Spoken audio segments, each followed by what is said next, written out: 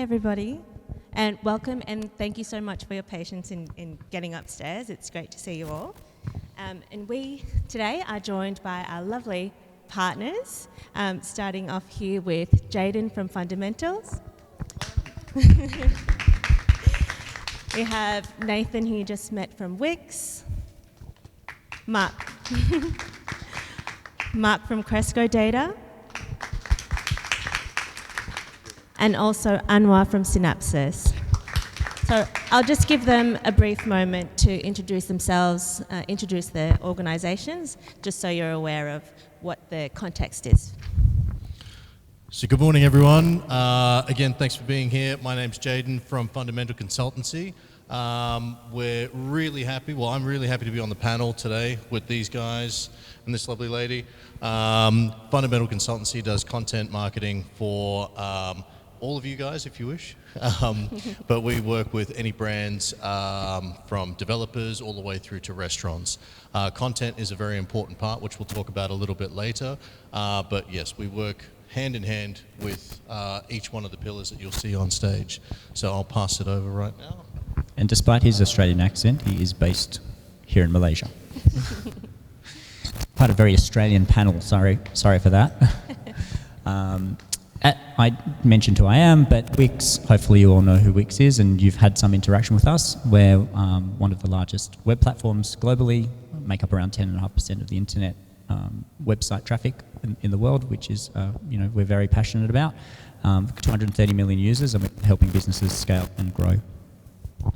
Hi, my name is Mark Gray, and thanks again for having us. I'm actually from Australia, but originally from the US, so don't let my accent throw you off too much. But I've been working in mainly focused on e-commerce for the last 18 years, which in e-commerce probably makes me a bit of a dinosaur. But a lot of that time has been really focused on primarily marketplaces, having launched a couple marketplaces in Australia, and helping businesses to grow their online presence through marketplaces and great partners like Wix and platforms to really grow their businesses, especially with a focus on cross-border trade. So I work for Cresco Data, and Cresco originated actually out of Singapore, and most recently moved down to Australia. But what Cresco Data does is they focus primarily on data, making sure that data is clean, making sure that it's set up to make it as seamless as possible to sell on as many platforms and as many channels, so that you're not overselling products, so that your products are always labeled properly, that the price is always correct, that you're not overselling, all those things. So we'll be talking a bit about that today. I'm, as you can tell, super passionate about it, but nice to meet all of you. Thank you. Hi all, my name is Anwar. I'm heading the company here in Malaysia for Synapsys. Synapsys is a French company, started about 10 years ago, 12 years ago. Started in Malaysia as a single project with one client, and with the resources that we have, we grew bigger, so we decided to expand that into other industries. So we started working with a lot of the properties, such as IRA Residence, Marsing, Tropicana, and also to a startup or small business as Ashley's. And so we have businesses of all kinds. And we do primarily performance marketing. And so that's where we also work with Jaden in terms of coming up with content. And this is recently, we have been getting a lot of requests for website development. And we've been working on WordPress.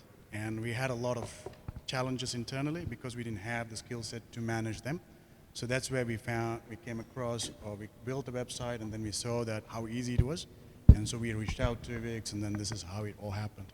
So thank you again for coming today. Thank you. Thank you, guys. So I have prepared some questions for the boys on the panel, so get ready, guys.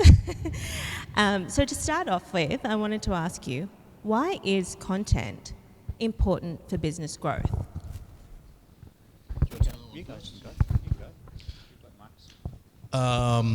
We've been talking about this for the past couple of days. Well, we talk about it all the time, but specifically when this question came up, we've been talking about it because content means a lot of different things to a lot of different people. So in my world, content is videos, graphic design posts, photography, and all of like motion graphics, GIFs, et cetera, and how do we use that? So content then stems into a content strategy. And you can really create yourself, you can go into a nice, beautiful wormhole of what is a content strategy when you're on social media, looking at all these influencers telling you posting dates and all of these things are a strategy. At the end of the day, a strategy covers everything. So from what message you need to tell to your customers, and then how do you get there? Because how do you get there is the hard part. Once upon a time when it was just a Facebook standalone, you could post and that information is going to get out there, and I think we all in the room remember those days. Then it went into Facebook asking you to be a bit more strategic. Then nowadays it asks you to spend more money. So unfortunately, without having the right strategy and the right performance partner or performance strategy, your content just sits there and you get to watch it and say, I did a really good job at creating that video, but no one else gets to see it.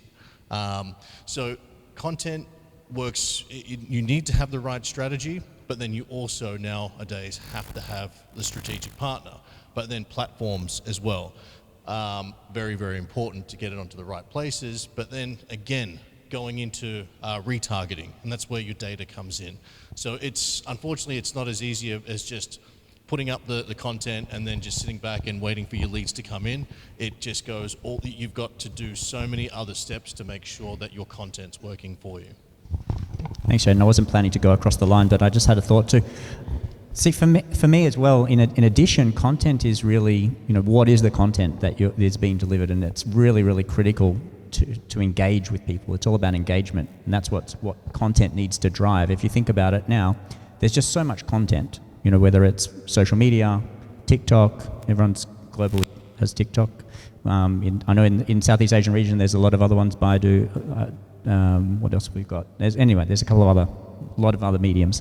But the content now, it's really important to be able to deliver that engagement. And I've had a couple of challenges also, not from a work perspective, but an example that I've got is I'm on a board of a charity in Australia. It's called Heart Kids, helps kids with congenital heart disease. My daughter was born with a heart defect.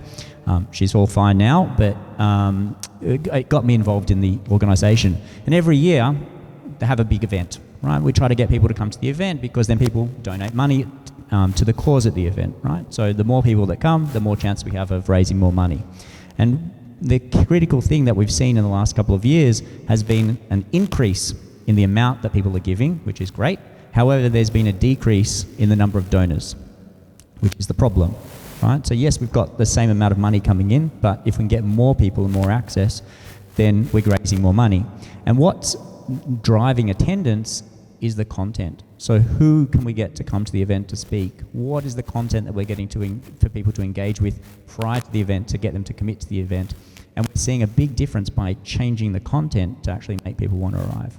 Wix has used that content message as well to become the business that we are today, to create 230 million people or businesses or users globally on the platform, because we're a very product-first business.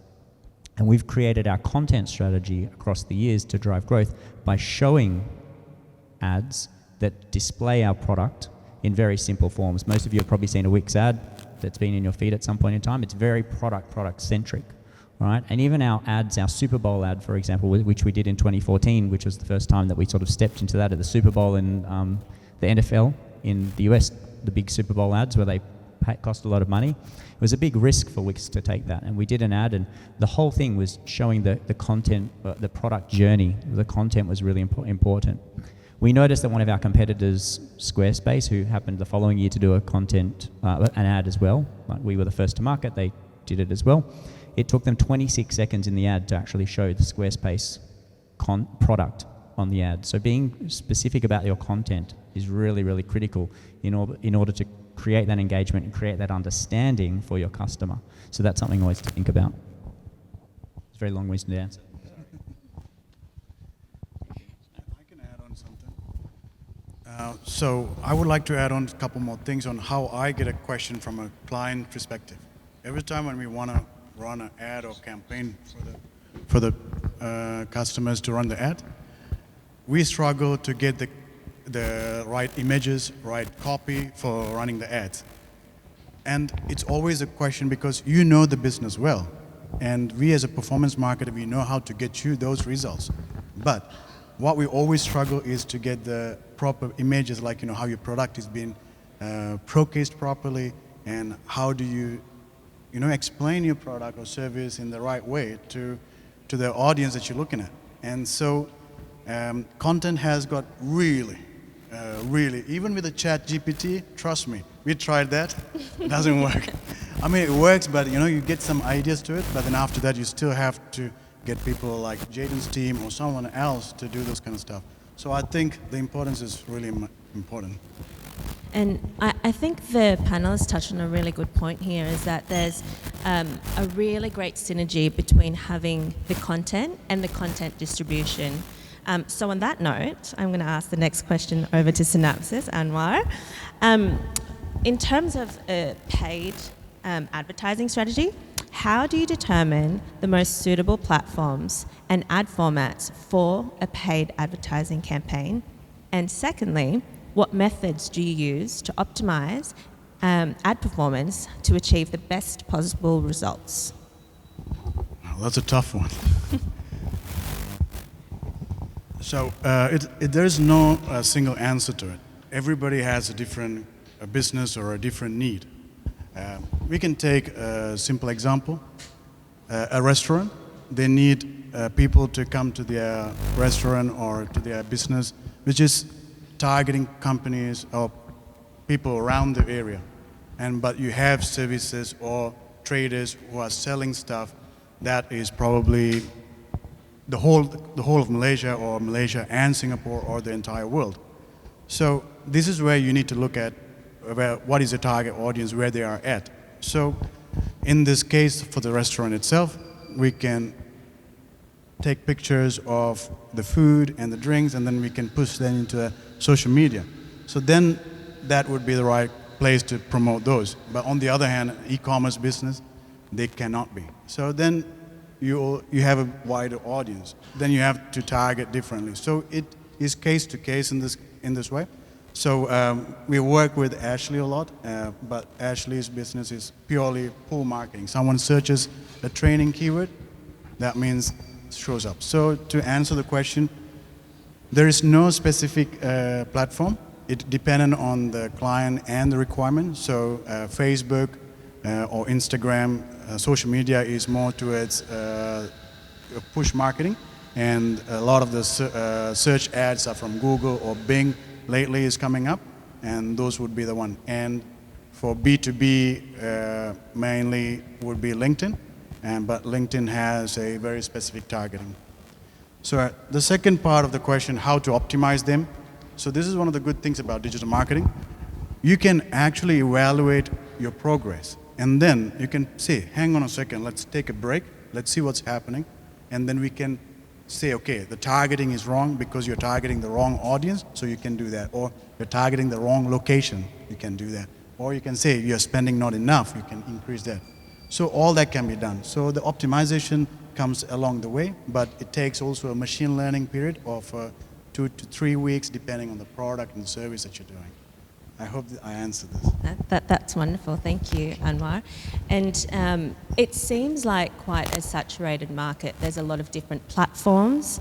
There's a lot of different strategies. You need to know your audience. And you also need to make sure that you are managing that strategy throughout the entire campaign. So a lot of expertise that goes into digital, into your paid advertising strategies. Can I also add on to this? Yeah. So it is, I will tell you in a client perspective. So most of the time they come to us and say that we want to get more leads, or we want to get more engagement. So to a client, they do not know how to go by it. So this is where our team actually does the research. They, like my team, Adila is sitting there. If you say that you want to run an ad on Google, she will practically give you 1,000 keywords. No joke. And then she will go page by page to see which one works for you, because she takes that much amount of effort to make sure that the money that you spend has a result of it. So it is, at the end, our team also work with the clients to say, okay, let's do the research part for you and recommend what's the best part in this case. So yeah. And I recently spoke to one of their Synapsys' clients who said to me that they felt like Synapsys was an extension of their team. So it's great to see the results that you've been able to get for your clients. I'm actually going to pass on the question next to you, Jaden. So in terms of social media engagement, how do you enhance social media engagement for a brand? And then the second part of the question is, can you provide an example of a campaign where your strategies resulted in increased audience interaction and brand visibility? No comment. Again, when we're talking in this space with content and strategies and pillars, even what Anwar was answering before, there is multiple different answers, and everything has to be customized. That's really one of the things that you have to keep in mind for all of your businesses.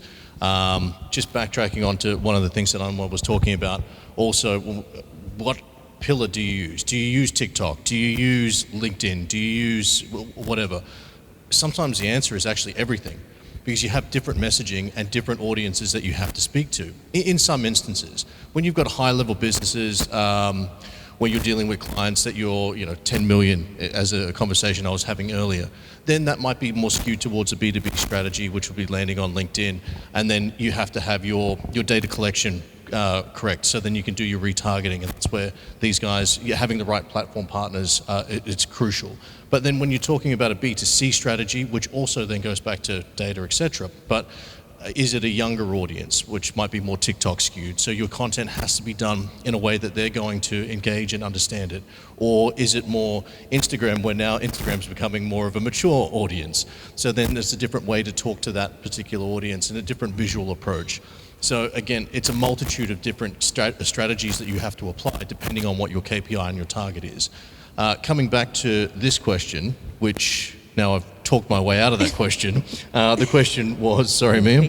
How did you increase audience interaction and brand visibility? Increase. So having your strategy from the very, very beginning, what is your target? What is your goal? You've got to create brand awareness, or you've already done a good job of that. You've got a good online presence already. So then you just need to jump straight into lead gen and get people to further your audience. Number one, have good content, relevant content, and engaging content, and make sure you're consistent. You've got to be there consistently, all the time. It's got to be out there, because as soon as you switch off for a little bit too long, you're lost in the world of content creation, because these days everyone's creating content, from whether they're brushing the teeth in the morning to the right strokes of movement, or to tying shoelaces, what type of shoelaces. So you've got to consistently be out there creating content. Now, creating it and posting it in the right on the right channels at the right place at the right time is just half the battle. That's when you have to throw it to performance marketing. Now, you can try and do it yourself and then go through every YouTube tutorial to do boosting strategies and all that sort of stuff, but then it gets to a point where you really plateau out, and that's where you need a performance partner to really help you. Because like, from my side, we've tried it. We've got a great team internally to do content, but it's a next level to do the right performance marketing. It's not an easy thing, and it takes a lot of time and dedication, because picking keywords, understanding or looking at how these keywords are performing, how your ads are performing on a daily basis, on an hourly basis sometimes, because you want to maximize every cent that you're spending, and you have to pivot all the time. You have to switch. So it's just keeping your eyes on the ball all the time. And yes, if you don't have a team in-house and experts doing it, then having a performance partner is key. And example of? I have actually owned my own small business in the past, and as a marketer for a very long time, I attempted to do my own performance marketing for my small business, a very different industry to what I've been in previously, and I struggled, and really recognized the power of working with experts in certain areas. So I think you're absolutely bang on with what you're saying, Jaden. content as well as how you're distributing that content is really beneficial to understand, and there are businesses out there that can really help to elevate your performance on that. So Sorry, Mia. yeah. On that note, I want to talk about a very recent example. So we work with Marsing for the past 3 years, and they are launching a new product. And the marketing team reached out to us and said that they want to have 600 leads in 3 months. I said, sure. Let me get back to you. What we did is we went back and we looked for the product keyword, the brand keyword. We went for the new, because it's a new launch, it hasn't been out yet. There is no one talking about this condo yet. So on Google, we have 0 search results. We cannot forecast a brand keyword research.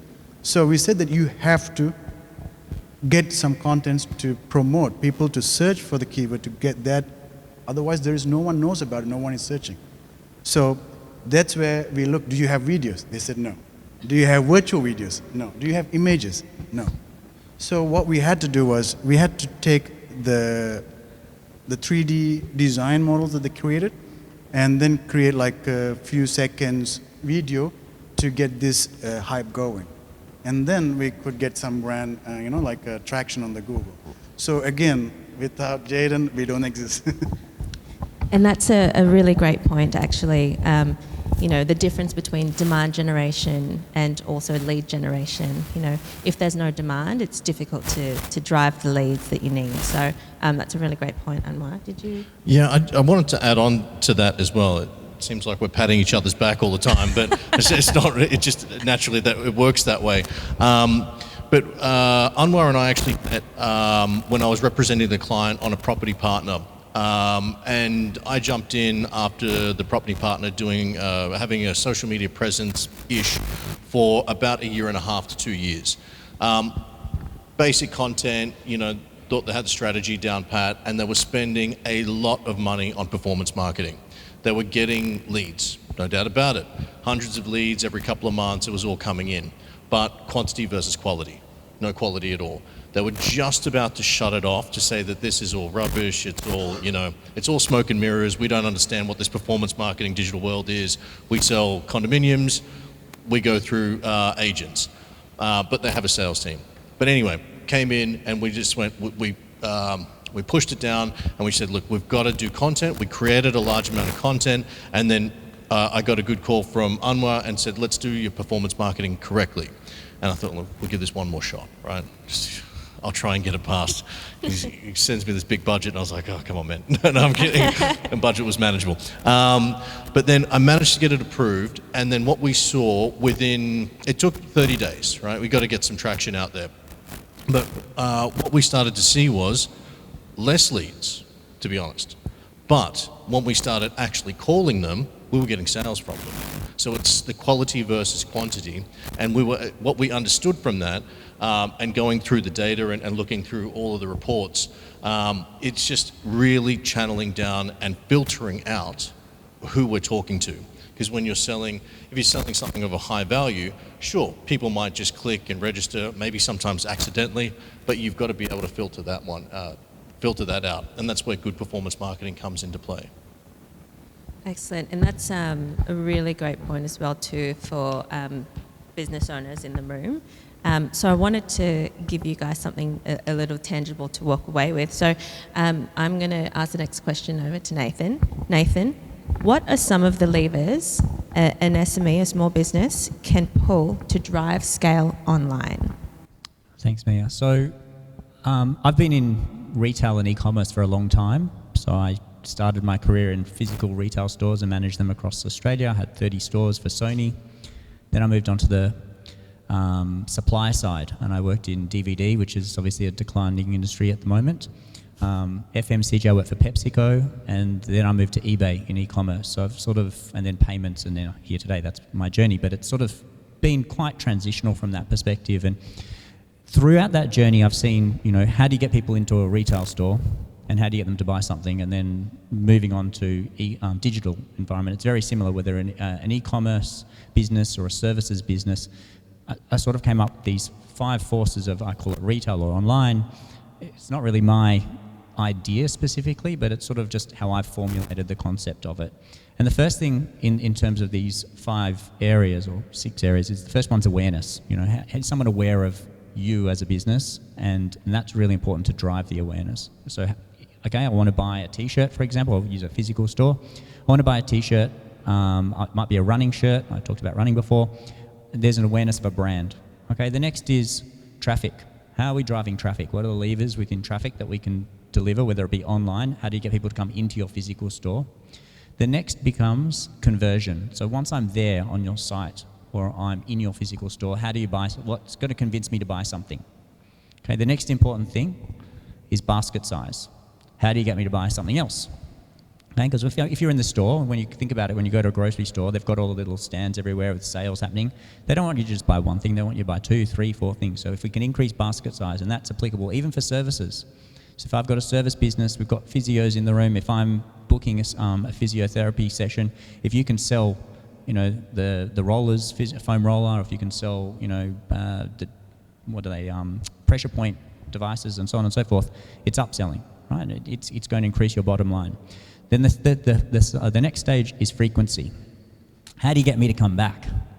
Because it's great if I'm a one-time customer, but the CLV, the customer lifetime value, is really, really important. So if you can get them to come back and to keep purchasing and buying and buying and buying again, that's another, you know, element that I can pull. And then the last part is advocacy. How do you get me to go out and tell my friends, my cohort, about this place to go and to visit and to, you know, give them a recommendation? So it's awareness, traffic, conversion, basket size, frequency, advocacy. And that's the journey, whether it be online or offline, that's really, really critical in terms of the mindset. Now, within each of those different sections, those different pillars, there's different levers that you can pull. So if it's traffic, for example, right, how do we drive more traffic? It could be digital marketing. Okay, it could be running an event. It could be sponsorship, right, that could ultimately funnel traffic down through into your site. So there's different ones. Conversion, basket size. So in basket size, it's how do you, if you've got an e-commerce site, how are you structuring that? You know, do you have the option to add different items to cart, you know, at the post-purchase point? So once I've clicked it and added to my cart, you know, I've bought a t-shirt, and it might say, Nathan, would you like to buy a pair of shorts or a pair of socks as well? I see you're buying this, you know, so it's predictive in terms of those recommendations. So there's a whole bunch of different tools, and you just need to start thinking about what's going to deliver those. What are the levers for you and your specific business in that industry, and then what can you pull? And I'd probably have to add another pillar there if you don't mind. Please go for it. Which I would think would be, you know, obviously real estate and location. So whether you're in a services business or you're selling online, be in as many places as you can as possible. And you know, you can use a great agency. You know, these guys up here to really drive a lot of quality traffic and you know, with good content to your actual physical website, but also looking beyond the website and saying, how can we also get in as many places where people's eyeballs are, right? Not everybody shops necessarily directly through Google or Facebook. They may go to Amazon first. They may go to eBay first or a different marketplace, Lazada or otherwise. So there's some really great tools to get that real estate at zero to no cost. So most of the marketplaces out there actually don't charge listing fees. So you know, there's a lot of great opportunities for you to have your products out there, physical products we're talking about, not necessarily services, but physical products where you can get your products out there and you're only paying a fee when the product sells, right? But there's also other places, you know, Facebook Marketplace and other places where you can put your services out there as well. So I would say real estate as a pillar and consistency. So the consistency piece is also important of making sure that whether those eyeballs they first see you on Amazon or whether it's on your website, that it's consistent branding, that the quality of the data that you're putting on your listings on the marketplace is just as good and on par with what your website is as well. And that'll avoid that confusion that helps build that that awareness and brand. And there's a lot of great tools out there to do that as well. So if you are using, for instance, you know, a Wix website, there's a lot of great connectors out there that can actually make it as seamless as possible. So, you know, if you're listing a product on your Wix website or whatever platform you're using, to make sure that the price is consistent across all the different marketplaces, that the currency is correct, that you're not overselling products, that you take away any of the language barriers, that all of that content is consistent no matter where people are finding you. So another pillar. And Mark, you actually, I'm sorry, yep. Mark, you mentioned earlier to me, and correct me if I get the numbers wrong, but 22% of global shipments are coming from cross-border, and that is roughly around, was it $1.7 trillion? Is that correct? Correct, yeah. So that was last year. This year it's expected to go up about 30%. Wow. Obviously, we're not all the way through 2023 yet, but that's actually a really huge growth area, considering globally right now, when you look at retail, it's fairly flat consistently, around the world, no matter what category you're in. But cross-border is one of those areas that's actually growing by leaps and bounds. And I think a lot of that is, as we're all aware, the world is getting a bit smaller. It is easier now to transact. There's a lot of great tools out there that you can use as well from a logistics point of view, that make it cheaper, solve a lot of the issues around taxes and logistics and all that. But definitely something to think about. I think if I were living here in Malaysia, I mean, what an amazing opportunity. You guys are so close to so many of the largest growing, Malaysia being one of those as well, but some of the fastest growing regions in the world as far as e-commerce. So what an amazing opportunity you all have. Absolutely. Great. It's much closer than shipping from Australia, that's for sure. Yeah. So recently I met a 23-year-old college student. She sells on TikTok. She makes her own clothing and she sells them. And she only sells any countries outside of Malaysia. And she said that she does that on part-time and she's feeling not lazy. And I asked, how much do you get? 30,000? Just from selling clothes on TikTok part-time. That's 30,000 a month. Yeah. Wow. And she said that I want to build a website. What currency? In Malaysian ringgit. Okay. It's still a lot for us. It's still a lot. No, I was just asking. And she said, I want to build a brand now because now I'm getting consistently this much amount of money. So I said, okay, let's build a website. So then we are on Wix right now. We are going through that process. So we will have the website soon. And then she said, but my customers are not in Malaysia. So how do we do that? So this is where I think what Mark says comes to play, because if you only target Malaysia, it's a small market. But you have to look beyond that, because you can actually sell it at a higher price. We have been working with one of the startup companies. They started a prototype or pilot project in Malaysia. It kicked off really well. They started marketing in Australia and in Singapore straight away. It's 3 times the revenue that you can get. But that is one of the things that I think it makes sense. But absolutely.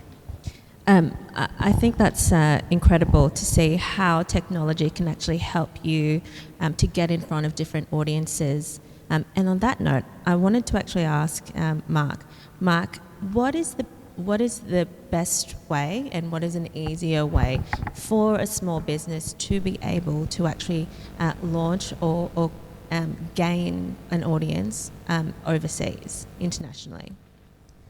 Yeah, so not to harp on the marketplace piece so much, but definitely it's and certainly my experience as well is that marketplaces is probably the easiest way to dip your toe in the water, because again, most of the marketplaces you're not going to get charged a fee for putting your products up there, and then you'll see if it works or not, right? So there will be a bit of testing, and there may be some markets that just don't go well for you, and that's fine, right? You haven't really risked that much by going on marketplaces, because you can pull that lever up or down as needed. Yeah.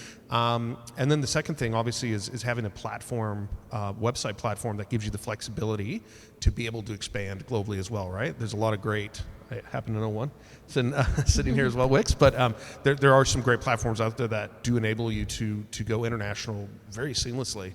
There's a lot of great new payment methods out there now that make it simple, and even from a language translation point of view as well, which makes it really, I mean, if I can do it, literally anybody can do it, and that's going to be the best way to test, and you will be surprised where your customers will come from. I helped launch a marketplace about 5 years ago called catch.com.au in Australia. And our biggest market, surprisingly for us, was the Philippines. We were talking about it earlier, and it was such a surprise for us. I didn't expect it. I had to pull some favors to actually get us to launch into Lazada, into the Philippines, and that actually started outpacing a lot of what we were doing domestically as well. So you'll surprise yourself. And I think regionally, so my last business, I spent a bit of time in Vietnam. We had quite a big cohort. It was a payments company, but selling globally from Vietnam. And I think Malaysia has quite a significant advantage from my perspective over Vietnam, just in terms of level of English. Like, you know, if you're selling into English-speaking markets from Malaysia, the level of English in Malaysia is just, you know, it's native, basically. It's second language for everybody. And it's just so easy for people here to do it globally, whereas if you think about Vietnam, not as many people there speak English as well, so it's a lot more difficult. It's the same in Indonesia, so Thailand as well. You have a significant advantage regionally from Malaysia to be able to sell, for example, into the US, Canada, UK, Australia, than you do in some of those other markets, so it's also something to consider. And Mark, it really resonated with me actually when you mentioned about localized languages, because when I had my small business, I was getting, I think it was Lithuania. I was getting sales from Lithuania all the way from Australia. So it was quite, it was hilarious. I would chuckle every time I would get a sale. But on that note as well too, so you mentioned currency conversion, language translation. What other things, you know, can technology help to employ from that perspective? Yeah, I think it goes back to that consistency point, that other pillar we were kind of talking about, and being in as many places as possible, real estate wise. But consistency of data is super important. So making sure that, you know, outside of just, you know, translation, outside of having the right currency, making sure that your product as it's displayed, whether it's the imagery, you know, having consistent imagery, but just as important when you think about trust and safety. So whether you're selling domestically, whether you're selling internationally, I was speaking to a young lady in the back here, I'm forgetting your name, but, you know, she sells baby products, and that's a great example. Amanda, yep, in the back, selling baby products, right? And so that's an example of where consistency is so important because of trust and safety, right? Not just compliance locally, but, you know, making sure that you're getting that trust, because, you know, kids are so important to us, right? Making sure that you're getting it right, that they understand the ingredients. And there's automation around that. So, you know, Cresco Data, that's one thing that we help to focus on, is making sure that whatever channel you're selling on, whether it's a marketplace, whether it's, you know, from your website, that consistency flows through. And so I'm sensing like a really great theme here in terms of, you know, creating content, the digital marketing, setting up your website, selling online, you know, selling internationally as well too.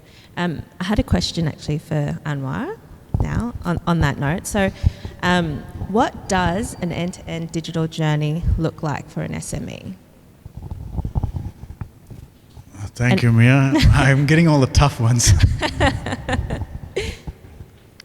So I have been working with a couple of startups lately, so SME startups. So some of the things that I saw, the struggle that the companies went through as a startup or as a business owner, was that they had to do everything by themselves.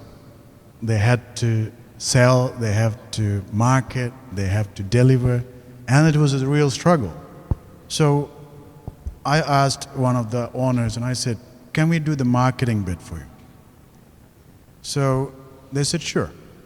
And then we started to work on that, but we realized that there was no website. There was no platform that we can push them to. So then we had to start the journey by creating a place where they can display their services. So we started with that. So for every business, it is, whether it is on a website or a social media page, you have to have that. Second part will be to, just because you create a website, no one is going to come and look for you. That is, even if you have a ton of SEO, or that's not true. You have to have a proper targeted marketing done, but a very cost-effective way. You can't charge few, like 10,000 for a small SME to say, okay, I want to do this. So we say, let's see what you are trying to achieve. What is your capacity? Can you sell 100 products, or can you only do 10 in a month? So we looked at what they are, best for that time, and we did a marketing plan for that.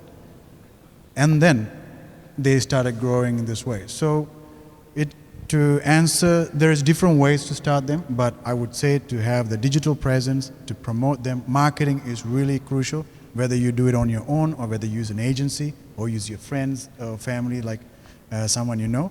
But regardless, that is important. And then also someone to guide you to go bigger, like internationally. I think that's one of the ways. I don't know if anybody else got anything to add on.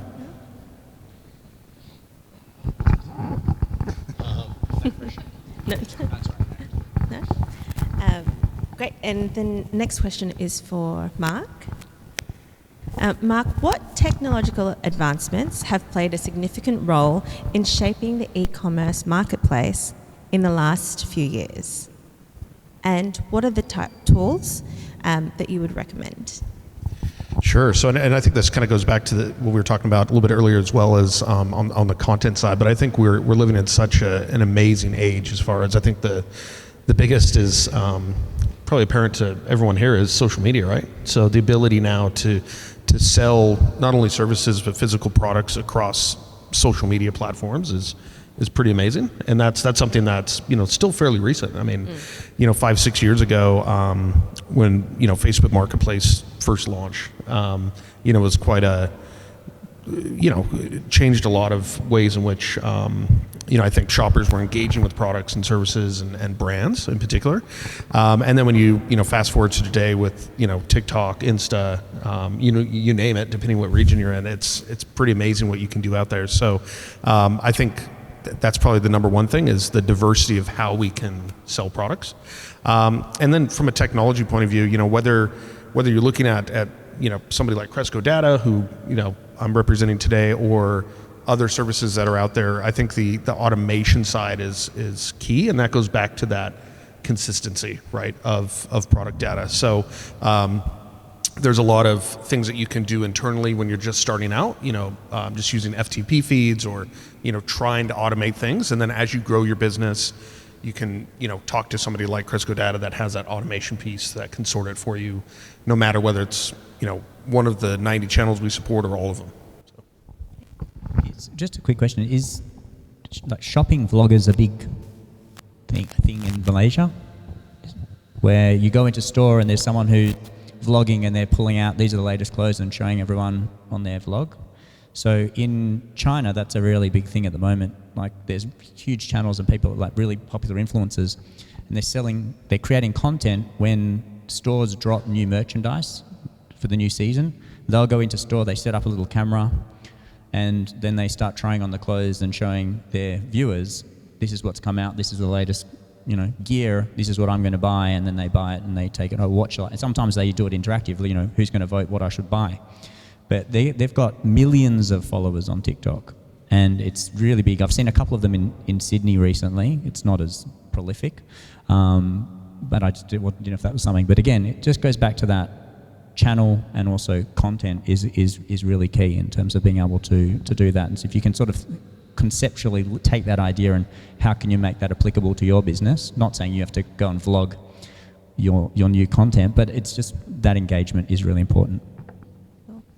I have a couple more questions, so I'll speed through them. So, Jaden, what are some of the content management challenges faced by a small business? Time and budget. So as a small business startup, or even as a small business startup, it's what do you focus on? You've got a product you've got to master, you've got a service you need to master, you might have a couple of team members that you need to pay them on a monthly basis, you have to create all your content, you've got to do everything yourself. You're a one-stop shop, and I think that came up before. So how do you manage your time? That is one of the big challenges. And then, yeah, sure, when you want to start outsourcing things, it costs you money. So it's in prioritizing. It comes back to what's the imperative task for today, and then working through. I think basically everyone knows all of that stuff, but I think one of the questions is also, what do I do? Like, I'm doing everything. I've mastered it. So how do I scale now? When do I know to invest the money? How do I know, is it the right time? And unfortunately, sometimes it's a bit of gut, but it's also planning, making sure that your forecasts match your ROI. That's one thing businesses really need to have a look at and run the numbers, make sure that they're happy with the numbers historically and growth numbers, and then going, yep, now is the time that I need to invest in performance marketing or redeveloping my website or taking myself to the next level, but understanding that, okay, I'm investing X amount, my return has to be Y, and I need to track those numbers to go forward, because without that, you're going to hit that plateau. And you touched on a really good point there about ROI measurement. So I might actually pass that on to Anwar. Sorry, Anwar, another difficult question for you. How do you actually measure the success of a paid or your digital marketing campaign, and what metrics should businesses be focusing on to be able to determine that effectiveness? Thank you, Mia. So digital marketing versus traditional would be the right way to compare. Traditional marketing, to give out, say you are giving out flyers in an area. You have to spend days and weeks to send them out, and you do not know whether you are giving to the right people, whether there is business coming from that. So you have no way to measure them. So this is where digital marketing makes it a lot more easier, because you are only investing after understanding what you're going to get in return for what you're spending. And even then, you have the ability to control how much you want to have or how less you want to have it. To give an example, again, let's take about a restaurant. You want to be very focused on a specific radius for your restaurant. You can't expect people to travel from interstate to come here for food. So how can you have that? So you have to have a targeted audience in that region. So we will say, okay, I want a daily full house. So that could be a matrix that you can say, oh, I need 30% of the reservations coming from the ads that we are paying for. So we then find out how can we get that numbers and with what cost. And then we will see whether the target or the content that we are pushing, the right medium that we're doing to get those results. Again, we still can stop them. I have to take Ashley as an example here. He's going to talk about it. At a point towards the end of last year, Ashley came to his delivery capacity. And he said that I can't do it, I can't turn down clients anymore, because he wants to keep the business, but he also wants to focus the existing business. So he said, okay, let's pause it for a couple of months. So then he stopped and he reassessed his situation. He increased his team members, and then we scaled it up. But when he came back better. He came back with better content, better website. But that's how you can manage your ROI, because you know what to forecast if you were to do this investment, and what extra that you can do if you were to add a team member, whether you're going to get that kind of income for you to sustain your business. So yes. That sounds like a really great problem to have to actually stop asking for leads. Well, thank you so much, everybody. That was really phenomenal, and I hope you guys all enjoyed and were able to get something out of that. Thank you so much, guys. I will ask Ashley to join us on the stage. And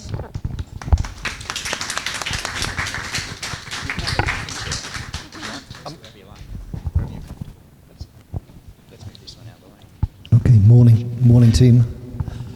Just got a few questions here for Ashley. But Ashley, welcome. Thank you very much for joining us. Do you mind just sharing a little bit about yourself and the business, Alexander Associates? Yeah, of course. Morning, selamat pagi. Alexander Associates, we're a specialist firm in leadership development, and we work in a unique way in that we challenge our customers to measure our results.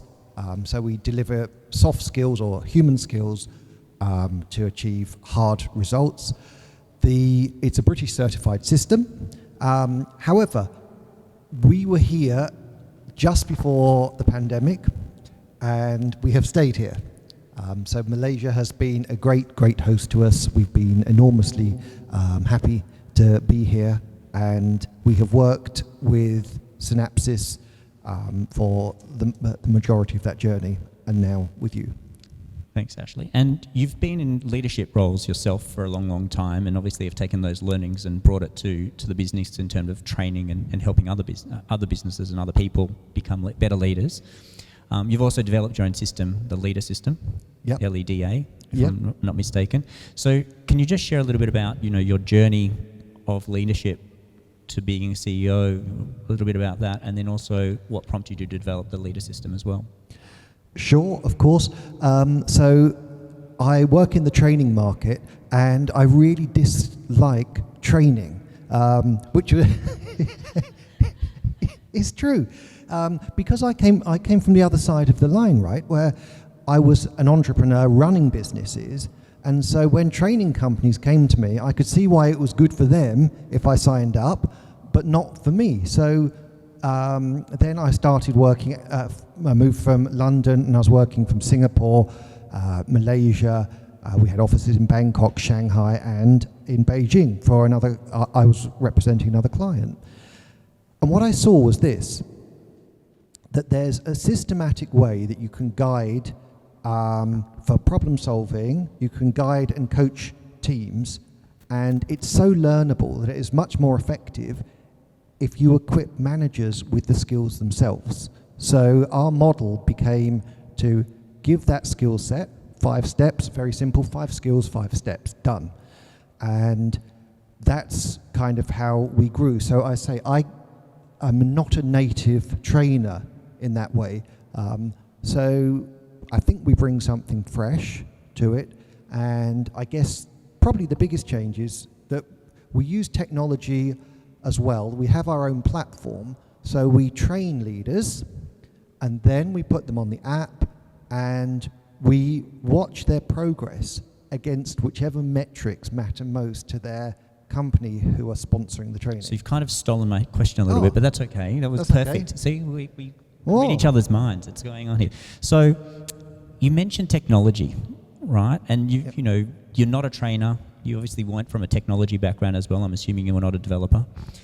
True. But you've taken technology and you're bringing that level of innovation to training, right? It's new. It's something different. Can you tell us a little about, what prompted the concept of bringing the technology to training, and how does it work? Firstly, maybe just give a little bit of an explanation to that, and then what sort of prompted that development, and why did you do it?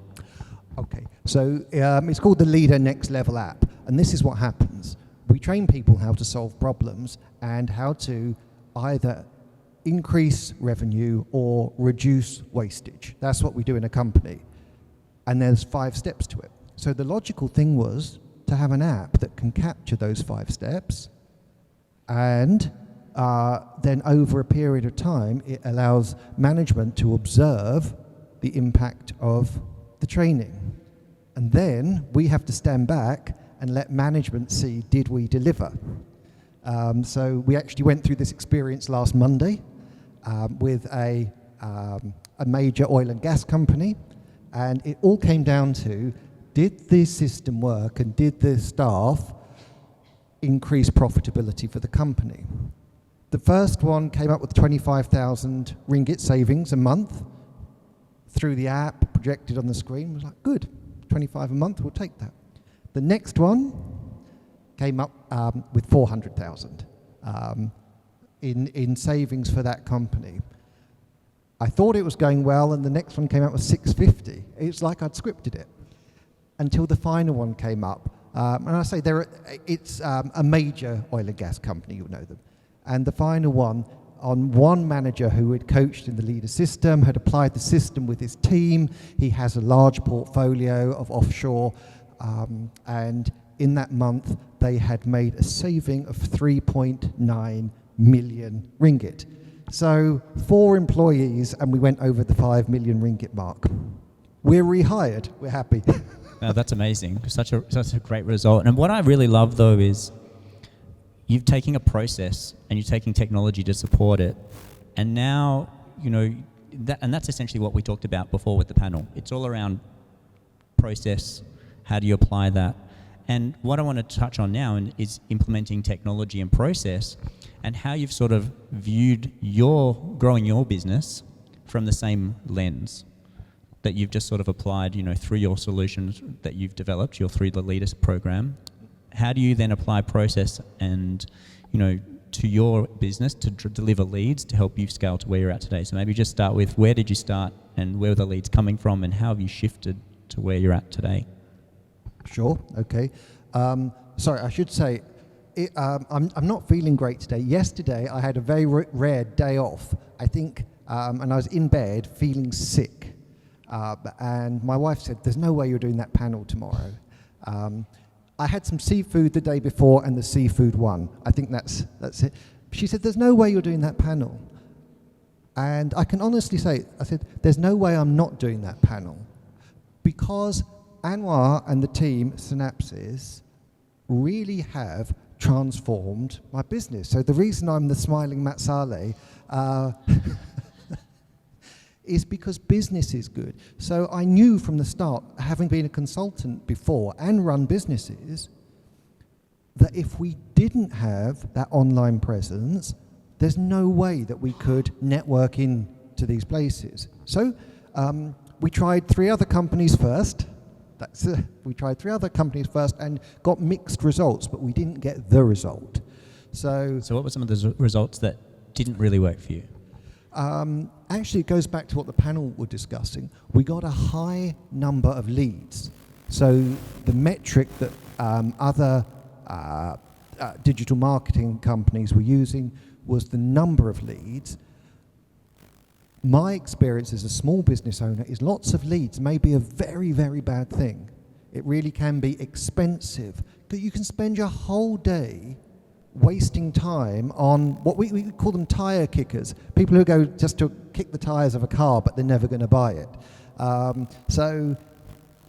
That was our problem in explaining it to the other companies, and then trying to kind of slowly do it. And then I met Anwar and the team, and then I challenged them. I'm direct. I said, look, my business is based on return on investment, so I'm going to challenge you in the same way. They took the challenge, and I went very quiet when I started to see the results. At first, I was very worried. I can tell you that, I'll give my own testimony. I was very worried because the number of results went down. The leads really went down, and the phone seemed like it was stopping ringing. Oh, but when they came, what actually came was exactly the thing we wanted. In our, you know your businesses, you know who your ideal customer is, who you will have repeat business from. You know that. For us, we wanted national and multinational companies. And when the first came, I think the first was Star Media Group. So we got Star Media Group and then worked across all of their platforms. Then we got, I think it was, I can't remember the order, Lazada came in. And once you have a Lazada, you're in good shape as a small business. So I guess the strategy that was given online, I don't know exactly how they do it. I will say this. I don't know. And they, at first, they were giving me weekly reports. But what I realized is that it was kind of beyond me. that I just went through the results process, but it was incredibly detailed work that was taking place by a team who specialized in different areas. And the result of that was the thing that mattered. Potential customers with the right amount of budget were coming to us, and we were then having the opportunity to close that business. Yeah, that's really good. And did you or your team have to contribute anything for that? Like, was there content you had to provide? Was there anything that you had to give to Synapsys to make that happen? We had to contribute what they dragged out of me. It's true, because I think as it was picked up by the panel, when you're running a business, you try to do all the things, you're managing a small team, you've got new products. And so it was actually the persistence that said, look Ashley, you've really got to have the right kind of content that is going to showcase what you do differently. And so reluctantly went through shooting videos, those kind of things that went with it. And then we got the benefits of it. We got the benefits of it because I can share with you on this content journey that one of the big companies came and said that the thing that made us different online was that they could see the real stuff. It wasn't the stock photography of here's a leadership session. So I'm going, but this was our real team, and I was trying to showcase our local Malaysian associates who deliver the training at least as well as I do, and in many cases I just surround myself with people who are smarter than me. It's true. Yeah, it's always good to do. Yeah. It's important to do. I noticed that one of the things that sometimes agencies can provide is focus. Is how do you prioritize and how do you focus what you actually need to do in that specific area, because you might not necessarily know. And there's always a lot of things you can do. You mentioned getting hundreds and thousands of leads. There's so many ways you can get thousands of leads. It's actually quite easy if you really want to, and you can spend a lot of money. You just throw Google ads and you get lots of leads. We have the same thing at Wix. We see a lot of Wix customers on the platform, and on Wix, again, there's just so much information. Many of you have probably been on our blogs, and there's so many tools, and there's so much information, and a lot of clients that we work with sometimes go, oh, I'm going to throw up all these tools and do everything, and they try and do everything, but they don't do it well. They just do 10 things rather than just let's focus on one or two things and then worry about the rest later. And by doing those few things really well, then you ultimately can get the results, which to me it sort of seems like has happened with you working with the partner. It's just focusing on a few different elements at first, and then building. I'm assuming you didn't just start with, all right, these are the 20 things we need to do to get your digital marketing right. It's let's focus on a couple and scale it up from there. And over time, it's been developing. Is that the case? Is that what you're finding as well? Yeah, definitely. It's process that we're going through the workflow, and it's true. Anwar enjoys the story that I had to ask them to pause the ads, but it is true because we had to build capacity and to build associates who can deliver the product, our service to the same standard takes time. So that's what we did, and then we came back, and that was the next iteration, that the growing and learning.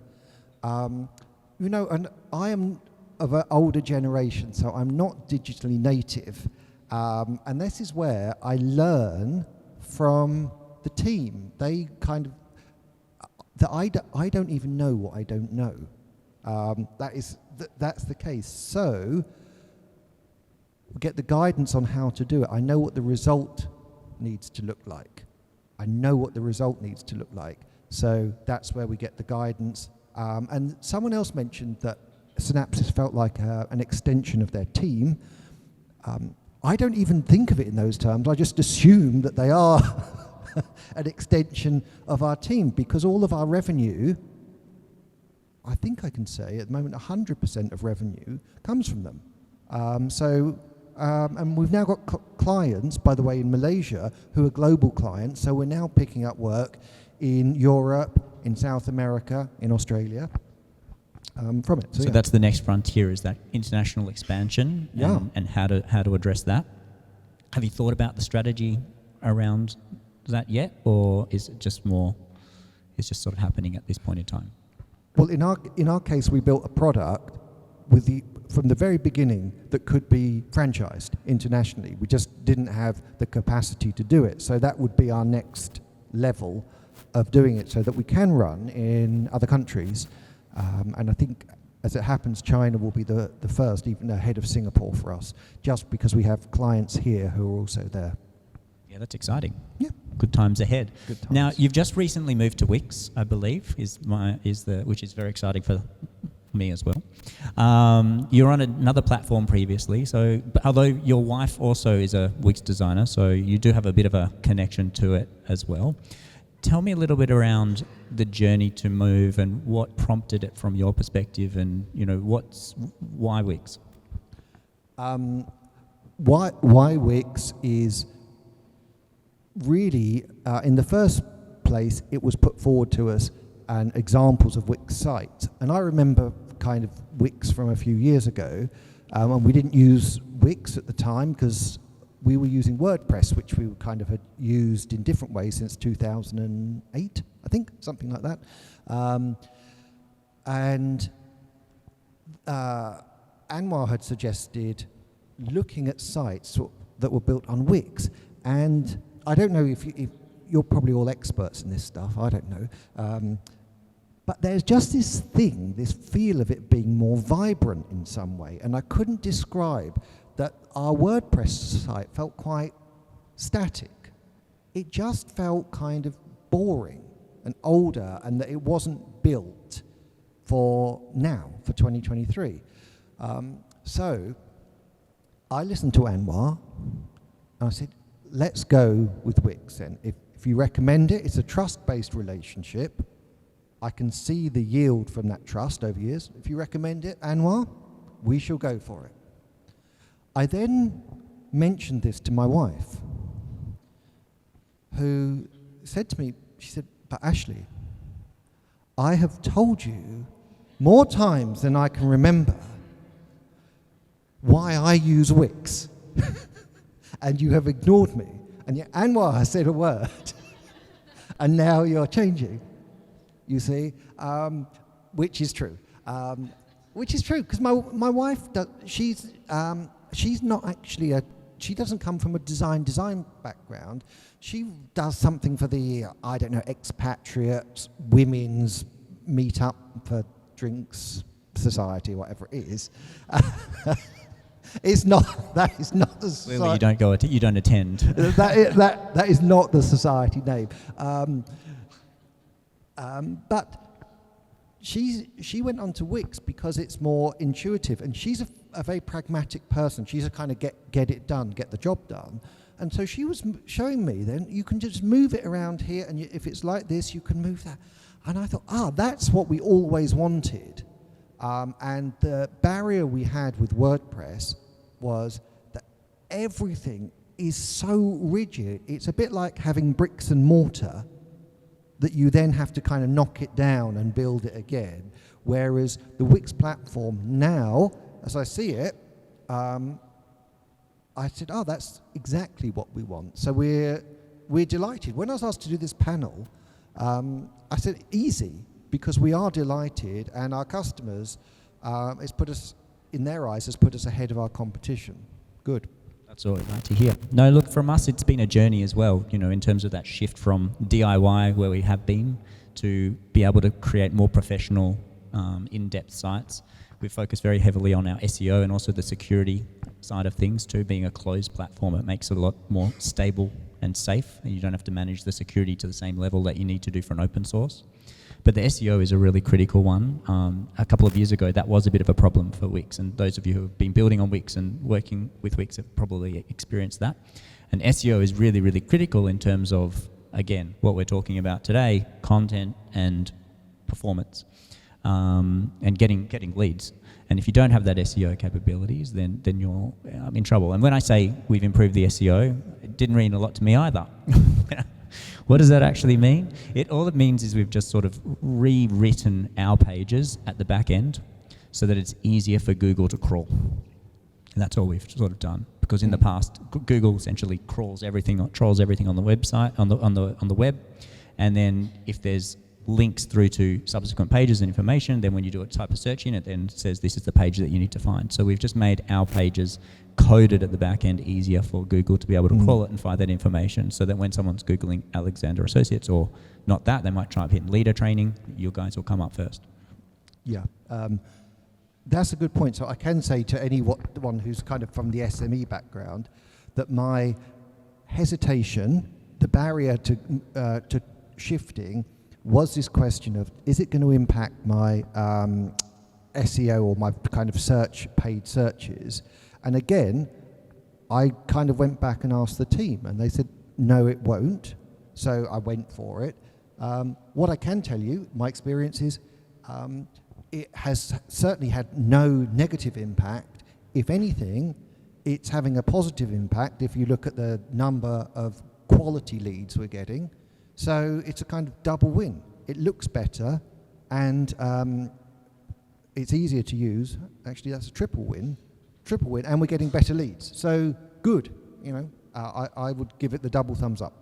I will say that none of this is actually scripted. We just met before this. No, this is we were supposed to have a chat yesterday, and we did it. No, it's not. But no, I will say that. I'm in leadership, and I'm kind of teach and train in authenticity. And I say, I'll just be real. That the experience worked. You can find me, you could look me up, you can ask us the questions on it. And so I'm 100% delighted. That is it. Thank you. I want to just pause for a second. Does anyone have any questions about Ashley's journey? Anything they... No? Yes.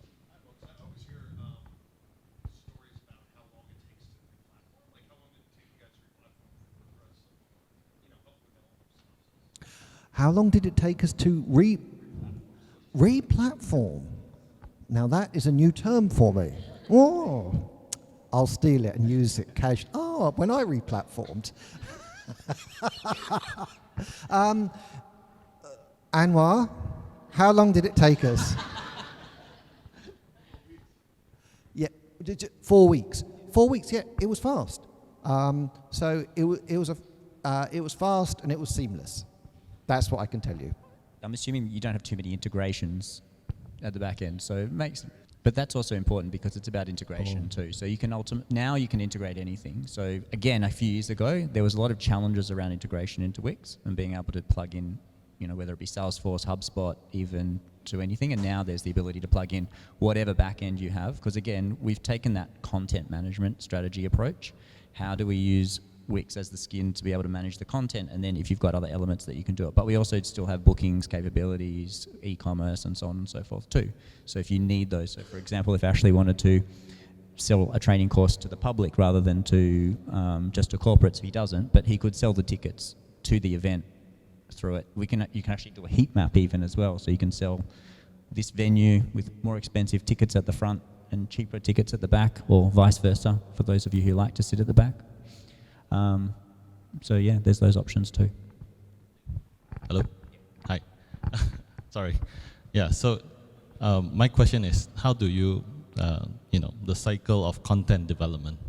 How do you go to the next level of content generation, so that it keeps the site more exciting? Okay. So we have had sometimes where Synapsys have done kind of content parts for us and recommended it. Really, I've been a little bit slow on the uptake sometimes. However, I always say, but once we get to this level, then we'll do it again. And we are actually getting to that level. So we have, I run a small business. We had real operational challenges, particularly with scaling up to meet a growing demand. So we dealt with that first. And now the next part of our journey, as we've gone live with the new Wix site, is to have that to capture more leads. Yeah, that's really what we're doing. I think it's a good question though, because it is that stagnation can occur because if you've got the same people doing the same role, there's a cap to firstly their experience, but also there's a cap to the influence that they have, and in terms of how can they become more creative is potentially what I'm hearing is sometimes the challenge. Yeah, of course, yes. And then it drops down. And how do you keep them reinvigorated? And I think to me, their new content, and then you can, So I think ChatGPT is a very good way of coming up with ideas, and you can leverage it to create ideas to be able to do that as a starting point. I think also experiences can sometimes do it too. So encouraging your team to sort of, look at what else is out in the market, and just sort of taking some time to think creatively, because creative thought, and this is probably where, Ashley's more adept at talking about, but creative thought as sort of a neuroscientific perspective occurs in people differently, but it's also, people are more creative generally in the morning. And how do you encourage the brain to think more and more creatively, and how can you create an environment for your team to be able to think creatively and have those influences? I think if you can find ways to do that, for me, that's what would be useful. I know, for example, us at Wix, product is first and creativity is second. So how are we constantly coming up with new creative content? Yes, we're a big company and we can, bring new people in, but it's not about that. Our CMO has been in the business as the CMO for 15 years, right? And he's constantly re-evolving and constantly changing the entire org structure of our marketing team because of the new focus and how we need to, achieve what we need to achieve. But he spends a lot of time in different environments and talking to different people from different businesses to try and come up with ideas. And, he's looking at our customers and looking at what they want. So every day he's looking at Wix websites, and we all do. Every day it's like how many, we try to look at least 10 to 20 Wix websites a day across all industries to see what people are doing on the platform. And that starts to give us ideas around creating content. So who are your customers? Look at what they're doing. Understand them, talk to them if you can as well. And we've got physiotherapists in the room. It's a slightly different challenge, but again, how can you come up with different means of content to be able to tap into your audience and to try and drive new business? I will just add the next thing that we are going to do on the website is to follow the journey of one of our clients who's open to that, and for that to be kind of shared.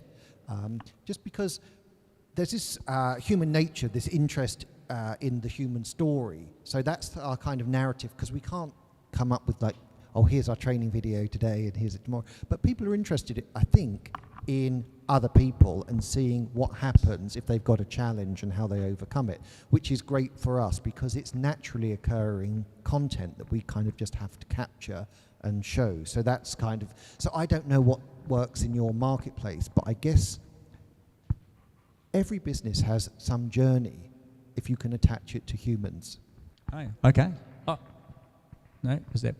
Sure. Hi, I'm the one with all the questions today. So, Ashley, thank you so much for sharing your journey. It sounds incredible to see where your business was to partnering with the right people, right businesses, and getting the results that you're getting now.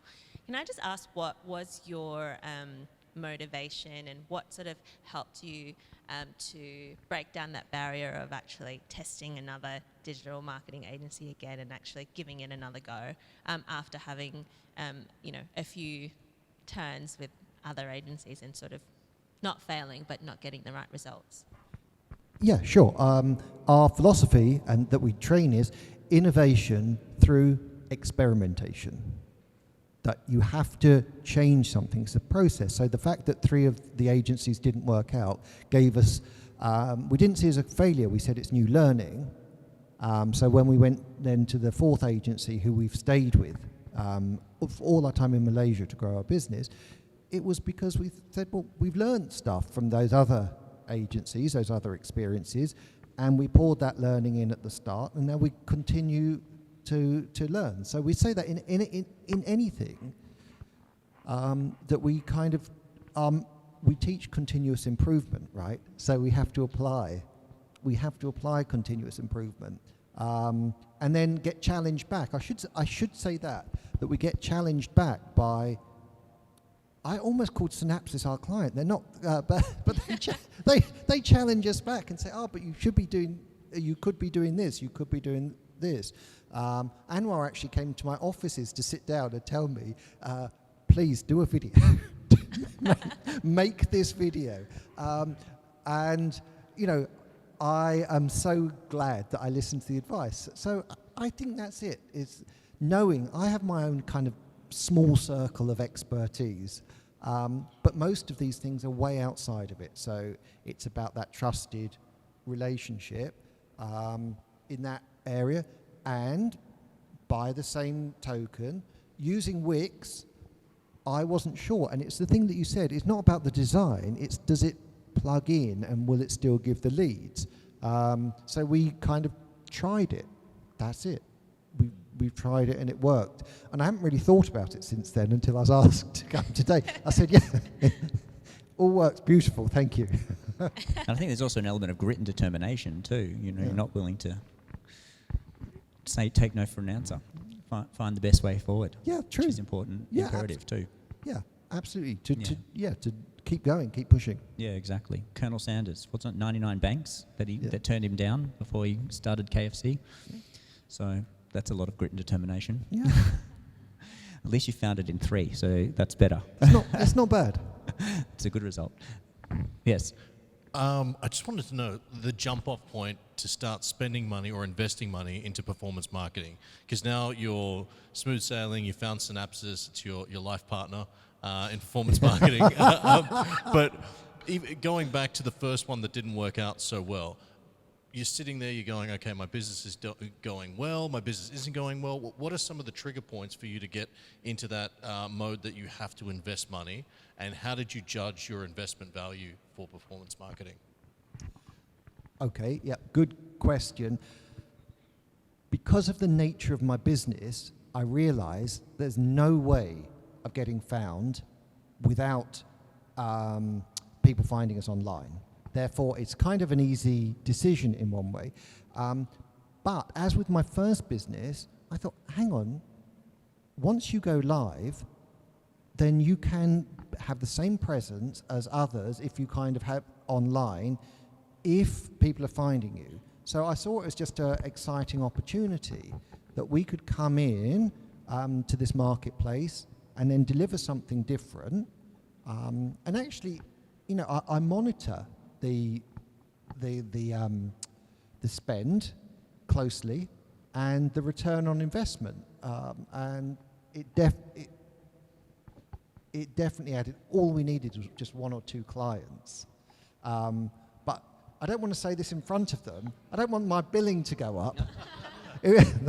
that needs to be fixed. But we monitor it and we say, okay, great. So we went from not having any business to having a bit of business to having clients we could get 5 figures from, then 6 figures, and then last year we got our first 7-figure client. So you can work that out against the spend, a small spend on advertising, and it's on marketing, digital marketing. Yeah, the ROI is there. It's important. So yeah, it's there. Great. But with that, was there a point where you were like, okay, I'm going to spend X amount, I'm going to give it a shot for 3 months because that's what the agency tells me to do, but knowing that, okay, this spend might be a loss, but I need to do something to drive revenue, to drive leads and revenue, or you just knew that this is the way that you're going to get one thing out of this? No, we didn't know. We didn't know because that's the experimental nature of it, isn't it? Of going into this space. So we took it as a calculated risk. But we said, look, well, what's the cost of not doing anything? What's the cost of not doing anything, going onto Google and seeing competitors coming up who are grabbing the market? That's a high cost, and it's a definite loss. So that's where we went in and said, yeah, we will spend this, and if it works, great. If it doesn't work, we'll learn from it. Thank you, Ashley. All right. Thank you very much. Yes, last one. Last question. It's Last okay. question. That's okay. Yeah. Hi. So our business, we need to target the decision makers. How do we get the content to the eyeball of the decision makers? So the content need to be tailored towards the decision makers. So how do we? I'm sorry. Yeah, how do you infrastructure- make sure that they're seeing it? How do you get their Yeah. eyeballs onto the content? So, like, again, aerospace and engineering. Correct. Yeah, well, it's all How do around we- understanding your customer. So we have the same thing as well. You know, even my previous business, we've been doing sales, and it's around a sales funnel. But it's how do you make sure? How do you understand your customer, right? What's their purchasing decision? Who in the business is making the decision? So that's important too. So firstly, what is the business, right? Who's the decision maker? And then how do you target them? So, you know, for example, in my last business, I was in international payments, okay? And we were targeting large marketplaces, and we did their payments for them. We processed around 70 billion a year in payments. I'm not going to use Wix intentionally, but that's what we did. So it was a B2B. And so we were targeting these big businesses, and it was ultimately the CFO or the CTO that we knew that was making the decision. So we would then make sure we're at payment conferences, we are doing digital marketing, targeting these CTOs and CFOs. So we would create white papers, for example, like an informational study. It might be like 3 or 4 pages, do a report, and provide that as a gated, by meaning you'd have to punch your details in to be able to download it, and they could download it, and then we'd get that as a lead. Okay, and that was very useful. LinkedIn was also quite useful. But if we just created, you know, TikTok videos and put them out there, it's not going to work for us, right? It's not going to work for you too. So you need to understand who is the market, where are they going to be, what are they reading, what are the articles that they're reading. How do you make sure you've got articles there so that you're building that awareness? You know, we talked about that journey, awareness, traffic. So that awareness is really, really key, and getting that awareness, and then it's converting awareness into traffic, right? So that's what you need to focus on. Thanks. No problem. All right. Unless okay, perfect. Thank you all very much. Thank you, Ashley, for joining us. I really appreciate it. And thank you, everyone, for your Thank you. questions.